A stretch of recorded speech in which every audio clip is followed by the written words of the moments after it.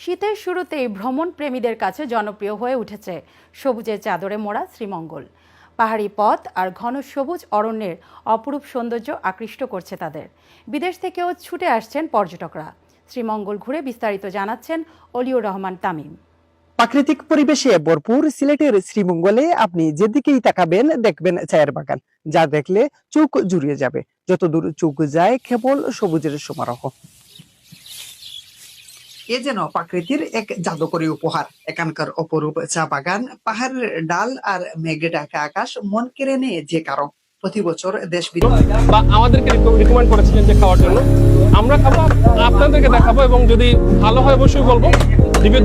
আলাদা একটা পরিবেশ, অর্থাৎ একটু খেলনার ব্যবস্থা, একটু খেলনার একটা দড়ি ইত্যাদি ইত্যাদি দোলনার ব্যবস্থা যদি করেন তাহলে এই জিনিসটা আরো তার কর্তৃপক্ষ ভালো এবং মানুষ যারা আছে পর্যটক তারা আইব, বাচ্চা কাচ্চা নিয়ে একটু আনন্দ করবো, সময় কাটাইব।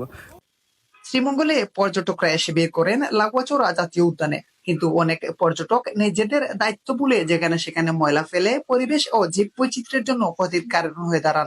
পর্যটক যারা আসছেন তারা যে বিভিন্ন ধরনের খাবার নিয়ে আসেন বা এখানে ময়লা আবর্জনা ফেলে এই জায়গাটা কিন্তু তারা নোংরা করছেন।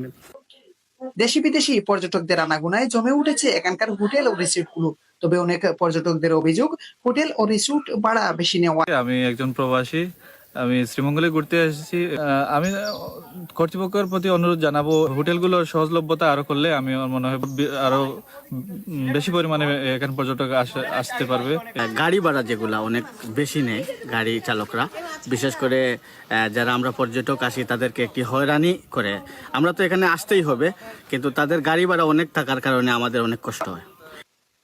শ্রীমঙ্গলের প্রাকৃতিক সৌন্দর্য আর শান্ত পরিবেশ পর্যটকদের বারবার এখানে নিয়ে আসে। অলিউর রহমান তামিম, আই1 নিউজ, সিলেট।